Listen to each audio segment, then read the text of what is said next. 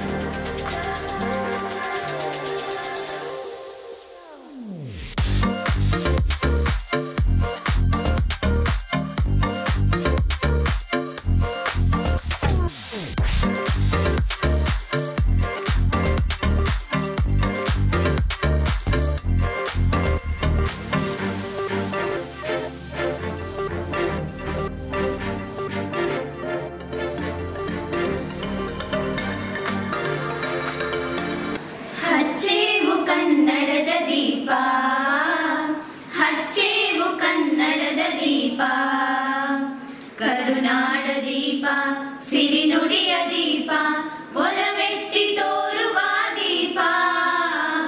ಹಚ್ಚೇವು ಕನ್ನಡದ ದೀಪ, ಹಚ್ಚೇವು ಕನ್ನಡದ ದೀಪ.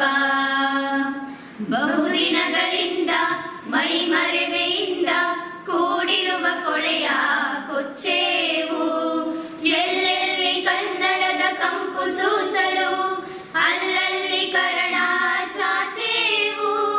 DKS charitable trust ವತಿಯಿಂದ ಇವತ್ತೇನು ತಾಲೂಕಿನಾದ್ಯಂತ ಹಲವಾರು ಆರೋಗ್ಯ ಶಿಬಿರಗಳನ್ನ ನಮ್ಮ ಬಾಲಣ್ಣವರ ಅಧ್ಯಕ್ಷತೆಯಲ್ಲಿ ಮಾಡ್ಕೊಂಡು ಬರ್ತಾ ಇರುವ ನಿಟ್ಟಿನಲ್ಲಿ ಇವತ್ತು ಬಾಚೇನಹಟ್ಟಿ ಪಂಚಾಯಿತಿ ವ್ಯಾಪ್ತಿಯಲ್ಲಿ ಇವತ್ತೊಂದು ಬೃಹತ್ ಆರೋಗ್ಯ ಶಿಬಿರವನ್ನು ಆಯೋಜನೆ ಮಾಡಿದ್ದಾರೆ. ಅವರು ಈ ಒಂದು ಹೆಲ್ತ್ ಕ್ಯಾಂಪನ್ನು ಮಾಡ್ತಾ ಇರೋದು ಕಾಟಾಚಾರಕ್ಕೋಸ್ಕರ, ಯಾವುದು ಹೆಲ್ತ್ ಕ್ಯಾಂಪ್ ಅಲ್ಲ ಇದು. ಎಲ್ಲೋ ಬೇರೆ ಕಡೆ ಮಾಡ್ತಾರಲ್ಲ, ಬಸ್ಸೊಂದು ಬರ್ತಾರೆ, ಇಬ್ಬರು ಡಾಕ್ಟರ್ ಬರ್ತಾರೆ, ಚೆಕ್ ಮಾಡ್ತಾರೆ, ಹೋಗ್ತಾರೆ, ECG ಮಾಡ್ತಾರೆ, ಅದಲ್ಲ. ಇದು ಒಬ್ಬ ಮನುಷ್ಯನಿಗೆ ಯಾವ ಕಾಯಿಲೆಗಳಿದೆ ಆ ಕಾಯಿಲೆಗಳನ್ನ ಗುರುತಿಸುವಂಥ ಒಂದು ಆರೋಗ್ಯ ಶಿಬಿರ ಇದು. ಈ ಆರೋಗ್ಯ ಶಿಬಿರದಲ್ಲಿ ಎಲ್ಲ ಮನುಷ್ಯನಿಗೆ ಸಂಬಂಧಪಟ್ಟಂಥ ಮೂಳೆ ರೋಗ ಆಗ್ಬೋದು, ಕಣ್ಣಿಂದಾಗ್ಬೋದು, ಕಿವಿ, ಗಂಟಲು, ಮೂಗು, ಅದಲ್ಲದೆ ಹೊಟ್ಟೆಗೆ ಸಂಬಂಧಪಟ್ಟಿದ್ದಾಗ್ಬೋದು, ಚರ್ಮಕ್ಕೆ ಸಂಬಂಧಪಟ್ಟಿದ್ದಾಗ್ಬೋದು, ಮತ್ತು ECG ಎಕೋ ಮಾಡುವಂಥ ಸೌಲಭ್ಯವನ್ನು ಸಹ ಈ ಒಂದು ಕ್ಯಾಂಪ್ನಲ್ಲಿ ಆಯೋಜನೆ ಮಾಡಿದ್ದಾರೆ. ನೀವೆಲ್ಲರೂ ECG ಮತ್ತು ಎಕೋ ಮಾಡಿಸ್ಬೇಕು ಅಂತ ಹೇಳಿದ್ರೆ ಒಂದು 5,000 ರೂಪಾಯಿ ಖರ್ಚಾಗುತ್ತೆ. ಆದರೆ ಆ ನಿಟ್ಟಿನಲ್ಲಿ ಇವತ್ತು ಒಂದು ಬೃಹತ್ ಕಾರ್ಯಕ್ರಮ ಸಹ ಅವರಿಗೆ ಆಶೀರ್ವಾದವನ್ನು ಮಾಡಿ ಗೆಲ್ಲಿಸ್ಕೊಟ್ಟ ಮೇಲೆ ಅವರ ಋಣವನ್ನು ತೀರಿಸಬೇಕು, ಅವನ್ನೆಲ್ಲ ಒಂದು ಕಡೆ ನಾವು ಕಾಪಾಡಬೇಕು ಅಂತೇಳಿ ಮನೆ ಬಾಗಿಲಿಗೆ ಆರೋಗ್ಯ ಅನ್ನುವ ಈ ಒಂದು ನಿಟ್ಟಿನಲ್ಲಿ ಈ ಒಂದು ಆರೋಗ್ಯ ಶಿಬಿರವನ್ನು ಮಾಡ್ಕೊಂಡು ಬರ್ತಾ ಇದ್ದಾರೆ. ಶಿಬಿರ ಮಾಡ್ತಾ ಇದೆ. ಆರೋಗ್ಯ ಶಿಬಿರಕ್ಕೆ ಬಂದಂತೆ ಎಲ್ರಿಗೂ ಸಹ ಇಲ್ಲೇನೆ ಔಷಧಿಗಳನ್ನ ವಿತರಣೆ ಮಾಡ್ತೀವಿ. ಸ್ಪಾಟಲ್ಲೇ ಔಷಧಿ ವಿತರಣೆ ಆಗ್ಬೋದು, ಟಾನಿಕ್ ಆಗ್ಬೋದು, ಕನ್ನಡಕ ಆಗ್ಬೋದು, ಪ್ರತಿಯೊಂದು ಸಹ ಇಲ್ಲೇ ಸ್ಪಾಟಲ್ಲೇ ವಿತರಣೆ ಮಾಡ್ತೀವಿ. ಯಾರಾದರೂ ಆಪರೇಷನ್ ಬೇಕು ಅಂತ ಪಟ್ಟಿ ಮಾಡಿದವ್ರಿಗೆ ಅವ್ರಿಗೊಂದು ದಿನಾಂಕವನ್ನು ಗೊತ್ತು ಮಾಡಿ ಅವ್ರನ್ನೆಲ್ಲರೂ ಕರ್ಕೊಂಬರುವಂಥ ಕೆಲಸವನ್ನು, ಕಣ್ಣಿಂದೊಂದೇ ಇಲ್ಲ, ಬೇರೆ ಆಪರೇಷನ್ ಆಗ್ಬೋದು, ಅದಕ್ಕೂ ಸಹ ನಮ್ಮ ಬಾಲಣ್ಣವರೇನೆ ಇವತ್ತೇನು ಪೂರ್ಣ ಜವಾಬ್ದಾರಿಯನ್ನು ಇವತ್ತು ಬಾಲಣ್ಣವರ ಅಧ್ಯಕ್ಷತೆಯಲ್ಲಿ ನಡೀತಾ ಇದೆ. ಇಡೀ ತಾಲೂಕಿನಲ್ಲಿ ಇವತ್ತು ಕರ್ನಾಟಕ ರಾಜ್ಯದಲ್ಲಿ ಇದು ಪ್ರಪ್ರಥಮವಾಗಿ ಈ ಕ್ಷೇತ್ರದಲ್ಲಿ ಪ್ರತಿ ಪಂಚಾಯಿತಿಯವರು ಅಲ್ಲಿಗೆ ಡಾಕ್ಟರ್ಗಳನ್ನ ಕರ್ಕೊಂಡೋಗಿ ಎಲ್ಲ ವಿಭಾಗದವ್ರನ್ನ ಇಲ್ಲಿ ವಿಶೇಷವಾಗಿ ನಾನು ಹೇಳಿದೆ, ಬಾಲಣ್ಣವ್ರು ಬಂದಾಗಲೇ ಕ್ಯಾನ್ಸರ್ಗೆ ವಿಶೇಷವಾಗಿ 4-5 ಜನ ಆಲ್ರೆಡಿ ಅದನ್ನೇ ತೋರ್ಸೋಕ್ಕೆ ಅಂತ ಹುಡುಕೋ ಬಂದಿದ್ದಾರೆ. ಕ್ಯಾನ್ಸರ್ ತಪಾಸಣೆದು ಇಲ್ಲಿಗೆ ವಿಶೇಷವಾಗಿ ಇಲ್ಲಿಗೆ ಏನು ಒಂದು ಪ್ರಯೋಗಶಾಲೆ ಇರ್ತಕ್ಕಂಥ ಒಂದು ಬಸ್ ಬಂದಿದೆ. ಎಲ್ಲ ಮನೆ ಬಾಗಿಲಿಗೆ ಹೋಗಿ ಅವ್ರಿಗೆ ಕನ್ನಡಕ ಕೊಡಿಸೋದು, ಕಣ್ಣು ಆಪರೇಷನ್ ಮಾಡಿಸೋದು, ಬೇರೆ ಏನು ಅವ್ರಿಗೆ ಆಪರೇಷನ್ ಅಗತ್ಯ ಇದೆ ಅದೆಲ್ಲ ಅವ್ರು ವೈಯಕ್ತಿಕವಾಗಿ ಕೆಲವು ಪಕ್ಷದ ಮುಖಂಡರುಗಳಿಗೆ ಹೇಳಿ ಮತ್ತು ಅವರೇ ವೈಯಕ್ತಿಕವಾಗಿ ತಗೊಂಡು ಇಡೀ ರಾಜ್ಯದಲ್ಲಿ 224 ಕ್ಷೇತ್ರದಲ್ಲಿ ಎಲ್ಲೂ ನಡೀತಾ ಇಲ್ಲ. ನಮ್ಮ ಕ್ಷೇತ್ರದ ಜನತೆ ಅವ್ರಿಗೆ ಋಣಿಯಾಗಿರ್ಬೇಕಾಯ್ತದೆ. ಇದೇ ರೀತಿ ಮುಂದಿನ ದಿನಗಳಲ್ಲೂ ಕೂಡ ಬಾಲಣ್ಣ ಇನ್ನೂ ಹೆಚ್ಚಿನ ಸೇವೆ ಮಾಡಲಿ, ಅವ್ರು ಒಳ್ಳೆ ಅಧಿಕಾರ ಸಿಗಲಿ ಅಂತ ಹೇಳ್ಬಿಟ್ಟು ಆಶಿಸ್ತಾರೆ. ಉಚಿತವಾಗಿ ಶಸ್ತ್ರಚಿಕಿತ್ಸೆಯನ್ನು ಕೂಡ ಮಾಡ್ತಕ್ಕಂಥ ಶಿಬಿರ. ಗ್ರಾಮೀಣ ಭಾಗದ ಜನ ಅವರು ಯಾವಾಗಲೂ ಕೂಡ ಆರೋಗ್ಯವಾಗಿರ್ತಾರೆ. ಗ್ರಾಮೀಣ ಭಾಗದ ಜನ ಯಾಕೆ ಆರೋಗ್ಯವಾಗಿರ್ತಾರೆ ಅಂತಂದರೆ ಬೆಳಗ್ಗೆ ಎದ್ದು ಜಮೀನಲ್ಲಿ ಕೆಲಸ ಮಾಡ್ತಾರೆ. ನಾವು ನಗರ ಪ್ರದೇಶದವರು ವಾಕಿಂಗ್ ಮಾಡ್ತೀವಿ, ಯೋಗಾಸನ ಮಾಡ್ತೀವಿ, ಎಕ್ಸಸೈಸ್ ಮಾಡ್ತೀವಿ. ಆದರೆ ಗ್ರಾಮೀಣ ಭಾಗದಲ್ಲಿ ಗಂಡಸರು ಹೆಂಗಸರು ಬೆಳಗ್ಗೆಯಿಂದ ಸಂಜೆವರೆಗೂ ಕೂಡ ಹಸು ಸಾಕ್ತಕ್ಕಂಥದ್ದು ಇರ್ಬೋದು, ಜಮೀನಲ್ಲಿ ಕೆಲಸ ಮಾಡ್ತಕ್ಕಂಥದ್ದು ಇರ್ಬೋದು, ಹಾಗೆ ಹತ್ತಿ ಮಾಡ್ತಕ್ಕಂಥದ್ದು ಇರ್ಬೋದು, ನಾಟಿ ಮಾಡ್ತಕ್ಕಂಥದ್ದು ಇರ್ಬೋದು, ಉಳ್ತಕ್ಕಂಥದ್ದು ಇರ್ಬೋದು, ಈ ರೀತಿ ಚಟುವಟಿಕೆಯಲ್ಲಿ ಅವರು ತೊಡಗಿಸ್ಕೊಂಡಿರ್ತಾರೆ. ಬಾಚನಹಟ್ಟಿ ಪಂಚಾಯಿತಿ ವ್ಯಾಪ್ತಿನಲ್ಲಿ ಈ ರೀತಿ ಒಂದು ಶಿಬಿರವನ್ನು ಮಾಡಬೇಕು ಅಂತೇಳಿ ನಮ್ಮ ಸ್ನೇಹಿತರಾದಂಥ ಕೆಂಚೇಗೌಡರು ಮತ್ತು ಕೃಷ್ಣಮೂರ್ತಿಯವರು ನನ್ನ ಹತ್ರ ಬಂದು ಚರ್ಚೆ ಮಾಡಿದ್ರು. ಈ ಭಾಗದ ಜನಕ್ಕೆ ಒಂದ್ಸರಿ ಆರೋಗ್ಯ ತಪಾಸಣೆ ಆಗಬೇಕು ಅಂತೇಳಿ. ನಾನು ಅವರಿಬ್ಬರಿಗೂ ಹೇಳಿದೆ, ನಾವು 3 ಜನ ಸೇರ್ಕೊಂಡು ಕಾರ್ಯಕ್ರಮ ಮಾಡೋಕ್ಕಾಗಲ್ಲ, ನೀವು ಆ ಭಾಗದಲ್ಲಿರ್ತಕ್ಕಂಥ ಮುಖಂಡಗಳನ್ನೆಲ್ಲ ಸೇರಿಸ್ಕೊಳ್ಳಿ ಅಂತ ಹೇಳಿದೆ. ನಮ್ಮ ಅಧ್ಯಕ್ಷರು ಕೂಡ ಹೆಣ್ಮಗಳು ಕೂಡ ಬಂದಿದ್ದಾರೆ, ಇಲ್ಲಿ ಮೆಂಬರ್ಗಳೆಲ್ಲ ಇದ್ದಾರೆ. ನಮ್ಮ ಮುಖಂಡರುಗಳೆಲ್ಲ ಕೂಡ ಈ ಕಾರ್ಯಕ್ರಮದಲ್ಲಿ ತಾವು ಸ್ವಇಚ್ಛೆಯಿಂದ ನಮ್ಮ ಭಾಗದ ಜನಗಳಿಗೆ ಅನುಕೂಲ ಆಗಬೇಕು ಅಂತಕ್ಕಂಥದ್ದನ್ನು ಎಲ್ಲರೂ ಕೂಡ ಬಂದು ಇಲ್ಲಿ ಸೇರಿ ಈ ಒಂದು ಕಾರ್ಯಕ್ರಮಕ್ಕೆ ಮೆರುಗನ್ನು ಕೂಡ ಕೊಟ್ಟಿದ್ದಾರೆ. ನಾನು ಒಂದು ಮಾತನ್ನು ಈ ಸಂದರ್ಭದಲ್ಲಿ ಅಭಿನಂದನೆಯನ್ನು ನಮ್ಮ ಕೃಷ್ಣಮೂರ್ತಿಯವ್ರಿಗೂ ಕೆಂಚೇಗೌಡರಿಗೂ ಹೇಳಲಿಕ್ಕೆ ಇಚ್ಛೆ ಪಡ್ತೇನೆ.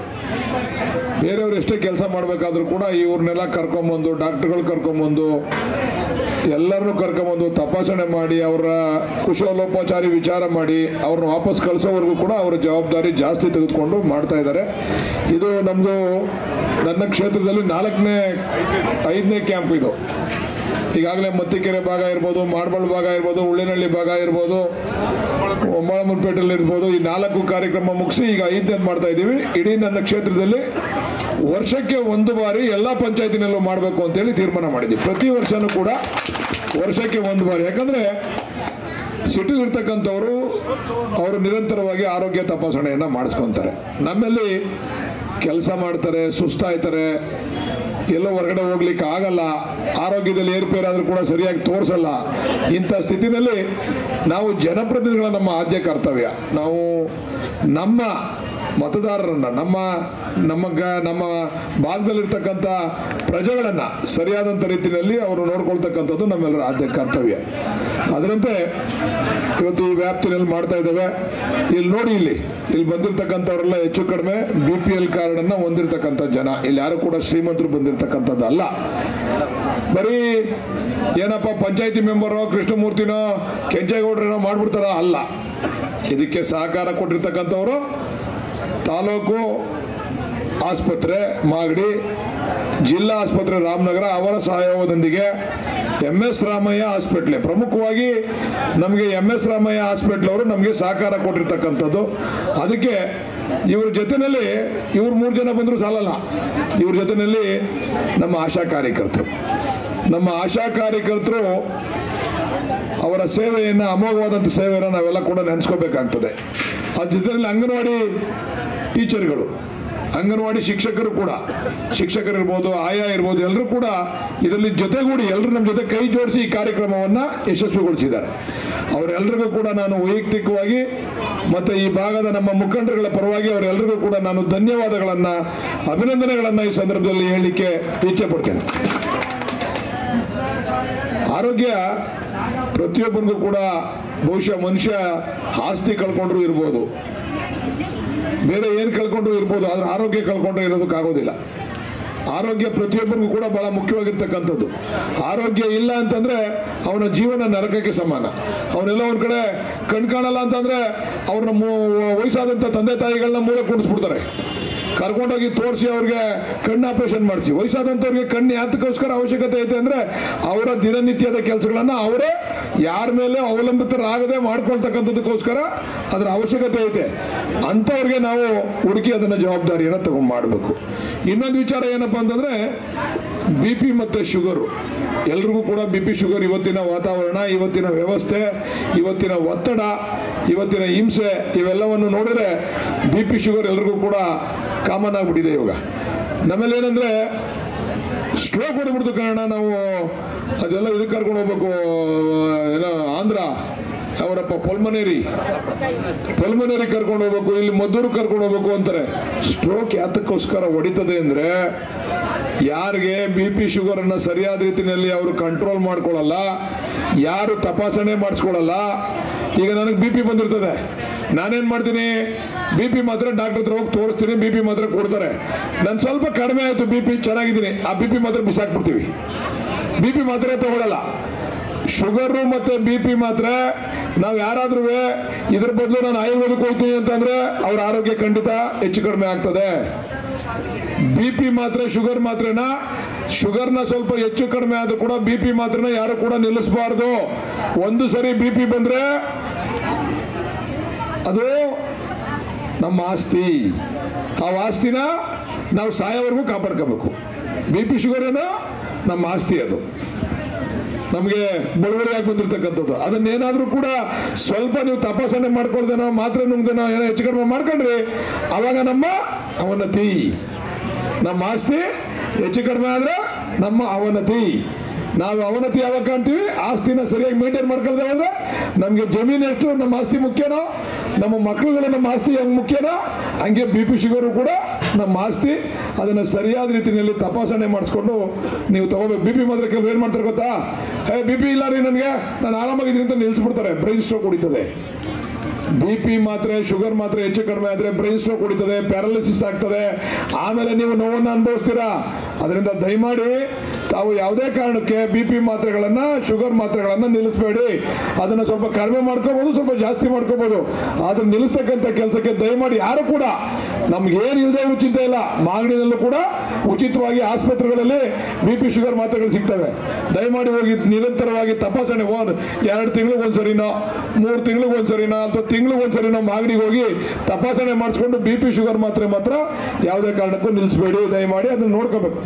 ಇನ್ನೊಂದೇನಪ್ಪ ನಮ್ಮ ಹೆಣ್ಮಕ್ಳ ಸಮಸ್ಯೆ ಅಂತಂದ್ರೆ, ನಮ್ಮ ಹೆಣ್ಮಕ್ಳ ಸ್ವಲ್ಪ ಮುಟ್ಟಿನ ಸಮಸ್ಯೆ ಜಾಸ್ತಿ, ಹೆಣ್ಮಕ್ಳು ತಾಯಂದಿರಲ್ಲಿ. ಈ ಸಮಸ್ಯೆ ನಾವೇನ್ ಮಾಡ್ತೀವಿ ಅಂದ್ರೆ ಸಂಕೋಚ, ನಮ್ಮ ತಾಯಂದಿರಿಗೆ, ನಮ್ಮ ಹೆಣ್ಮಕ್ಳಿಗೆ ನಾವು ಹೆಂಗ್ ತೋರಿಸ್ಕೊಳ್ಳೋದು, ಇದನ್ನ ಹೆಂಗೆ ನಾವು ಅದನ್ನ ಯಾರಿಗಾರ ಗೊತ್ತಾಗ್ಬಿಟ್ರೆ ಏನಾಗ್ತದೋ ಅಂತೇಳಿ. ಈಗ ಸ್ತನ ಕ್ಯಾನ್ಸರು ಮತ್ತೆ ಗರ್ಭಕೋಶ ಕ್ಯಾನ್ಸರು ಇತ್ತೀಚಿನ ದಿವಸಗಳಲ್ಲಿ ಕಾಮನ್ ಆಗ್ತಾ ಇದೆ ಹೆಣ್ಮಕ್ಳಲ್ಲಿ. ನಾವು ಇಲ್ಲೆಲ್ಲ ಗಂಟು ಬತ್ತು, ನೋವು ಬತ್ತು, ನಾನು ತೋರಿಸ್ಕೊಳ್ಳಿಲ್ಲ ಅಂತಂದ್ರೆ ಜಾಸ್ತಿ ಆಯ್ತದೆ. ನನಗೆ ಮುಟ್ಟಿನ ಸಮಸ್ಯೆ ಐತೆ, ನಾನು ತೋರಿಸ್ಕೊಳ್ಳಿಲ್ಲ, ಜಾಸ್ತಿ ಆಯ್ತದೆ. ನಮಗೇನು, ನಾನು ತೋರಿಸಿದ್ರೆ ನಮ್ಮ ಯಜಮಾನ್ರು ಏನು ಅನ್ಕೊಂಡ್ಬಿಡ್ತಾರೋ, ನಮ್ಮ ಕುಟುಂಬದವ್ರು ಏನು ಅನ್ಕೊಂಡ್ಬಿಡ್ತಾರೋ, ನನಗೆ ಕ್ಯಾನ್ಸರ್ ಅದೇ ಅಂತಂದ್ರೆ ನಮ್ಮನ್ನೆಲ್ಲ ಹೊರಗಡೆ ಇಟ್ಬಿಡ್ತಾರೋ, ನಮ್ಮ ಕಡೆ ಗಮನ ಹರಿಸಲ್ವೋ ಅಂತಕ್ಕಂಥದ್ದು ನಮ್ಮ ಹೆಣ್ಮಕ್ಳಲ್ಲಿ ಇರ್ತಕ್ಕಂಥ ಒಂದು ಕೀಳಿರಿಮೆ. ಇದನ್ನ ಬಿಡ್ಬೇಕು. ನೀವು ನಿಮ್ಮ ಆರೋಗ್ಯದಲ್ಲಿ ಏರುಪೇರಾದಾಗ ನೀವು ಹೋಗಿ ನಿರಂತರವಾಗಿ ಚೆಕಪ್ ಮಾಡಿಸ್ಕೊಳ್ತಕ್ಕಂಥದ್ದು, ತೋರಿಸ್ಕೊಳ್ತಕ್ಕಂಥದ್ದು. ನಾನು ಬಾಲಕೃಷ್ಣ MLA ನಿಮ್ಮ ಜೊತೆಗೆ ಈ ವಿಚಾರದಲ್ಲಿ ಬಡವರ ಜೊತೆಗೆ ನಾನು ಇರ್ತೀನಿ. ಹೆಂಗಪ್ಪ ಹಾಸ್ಪಿಟ್ಲ್ಗೆ ಹೋದ್ರೆ ದುಡ್ಡು ಖರ್ಚಾಗ್ಬಿಡ್ತದೇನೋ, ಏನಾಗ್ಬಿಡ್ತದೋ, ನಾವೆಲ್ಲಿ ದುಡ್ಡು ಖರ್ಚು ಮಾಡೋದು? ಇದಕ್ಕೆಲ್ಲ ಆರೋಗ್ಯ ಸೇವೆಗಳಿದಾವೆ, ನಿರಂತರ ಆರೋಗ್ಯ ಸೇವೆಗಳಿದಾವಲ್ಲ. ಈ ಆರೋಗ್ಯ ಸೇವೆಗಳನ್ನ ನಾವು ಕೇಂದ್ರ ಸರ್ಕಾರದ ಇನ್ಶೂರೆನ್ಸ್ ಸ್ಕೀಮ್ ಇರ್ಬೋದು, ರಾಜ್ಯ ಸರ್ಕಾರದ ಇನ್ಶೂರೆನ್ಸ್ ಸ್ಕೀಮ್ ಇರ್ಬೋದು, ಇವೆಲ್ಲವನ್ನು ಉಪಯೋಗಿಸ್ಕೋಬಹುದು. ದಯಮಾಡಿ ಏನಾದ್ರೂ ಕೂಡ ನನ್ನ ಕ್ಷೇತ್ರದಲ್ಲಿ ಈ ರೀತಿ ತಾಯಂದಿರಿಗೆ ಅಥವಾ ಯಾರಿಗಾದ್ರೂ ತೊಂದರೆ ಆದಂತ ಸಂದರ್ಭದಲ್ಲಿ ಬಡವರಿಗೆ, ಶ್ರೀಮಂತರೆಲ್ಲ ಬರ್ಕೋಬೇಡಿ. ಮೇಲೆ ನನಗೂ ಮೇಂಟೈನ್ ಮಾಡೋದು ಕಷ್ಟ ಆಯ್ತದೆ, ಶಕ್ತಿ ಇಲ್ಲ, ನನಗೆ ತೋರ್ಸೋದಕ್ಕೆ ಆಗೋದಿಲ್ಲ, ನಮ್ಮ ಕುಟುಂಬ ನಾವು ಬಡತನದಲ್ಲಿ ಇದ್ದೀವಿ ಅಂತಕ್ಕಂಥವ್ರಿಗೆ ಸದಾ ಬಾಲಕೃಷ್ಣ ನಮ್ಮ ಮನೆ ಬಾಗಿಲು ಸದಾ ತೆರೆದಿರ್ತದೆ.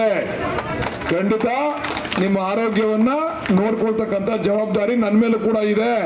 ಅದರಿಂದ ನಾನು ನಿರಂತರವಾಗಿ ವರ್ಷಕ್ಕೆ 1 ಬಾರಿ ಎಲ್ಲ ಪಂಚಾಯತಿ ವ್ಯಾಪ್ತಿನಲ್ಲೂ ಕೂಡ ಮಾಡಿಸ್ತೀನಿ. ವರ್ಷಕ್ಕೆ 1 ಬಾರಿ, ಮುಂದ್ ವರ್ಷಕ್ಕೆ ಇಲ್ಲಿಗೆ ಬರ್ತೀವಿ.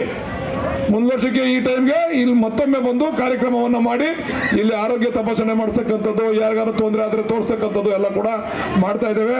ಅದರಿಂದ ದಯಮಾಡಿ ನಮ್ಮ MS ರಾಮಯ್ಯ ಹಾಸ್ಪಿಟಲ್ ಅವರು ನಮಗೆ ಸದಾ ಈ ವಿಚಾರದಲ್ಲಿ, ನಮ್ಮ ತಾಲೂಕಿನ ವಿಚಾರದಲ್ಲಿ, ಆರೋಗ್ಯದ ವಿಚಾರದಲ್ಲಿ ನಮಗೆ ಬೆಂಗಾವಲಾಗಿ ನಿಂತಿರ್ತಕ್ಕಂಥದ್ದು ಕೂಡ ನಮ್ಮೆಲ್ಲರ ಭಾಗ್ಯ ಅಂತಕ್ಕಂಥದ್ದನ್ನು ಅವ್ರಿಗೆ ಮತ್ತೊಮ್ಮೆ ತಮ್ಮೆಲ್ಲರ ಚಪ್ಪಾಳೆಯ ಮುಖಾಂತರ ಅವ್ರಿಗೆ, ಆಶಾ ಕಾರ್ಯಕರ್ತರಿಗೆ, ಅಂಗನವಾಡಿ ಕಾರ್ಯಕರ್ತರಿಗೆ, ಇದಕ್ಕೆ ಪ್ರತ್ಯಕ್ಷವಾಗಿ ಪರೋಕ್ಷವಾಗಿ ಈ ಕಾರ್ಯಕ್ರಮ ಯಶಸ್ವಿಗೆ ಕಾರಣರಾದ ಎಲ್ರಿಗೂ ಕೂಡ ತಾವು ಒಂದ್ಸಲ ಜೋರಾದಂತ ಚಪ್ಪಾಳೆಯ ಮುಖಾಂತರ ಅವರಿಗೆ ಧನ್ಯವಾದಗಳನ್ನು ತಿಳಿಸಬೇಕು. ದಯಮಾಡಿ ಎಲ್ಲರೂ ಕೂಡ ನಿಮ್ಮ ಆರೋಗ್ಯ ನಾವು ಕಾಪಾಡಿಕೊಳ್ಳಲೇಬೇಕು.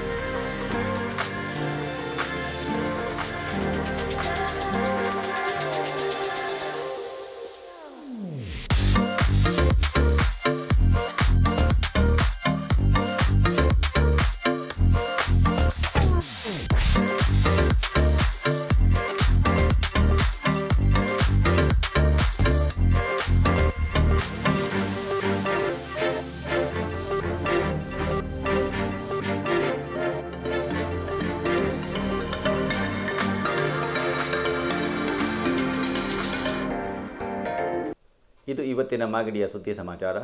ನಿರಂತರ ಸುದ್ದಿ ಸಮಾಚಾರಕ್ಕೆ ವೀಕ್ಷಿಸಿ ನಿಮ್ಮ GTV ನ್ಯೂಸ್ ಕನ್ನಡವನ್ನು. ವಂದನೆಗಳು.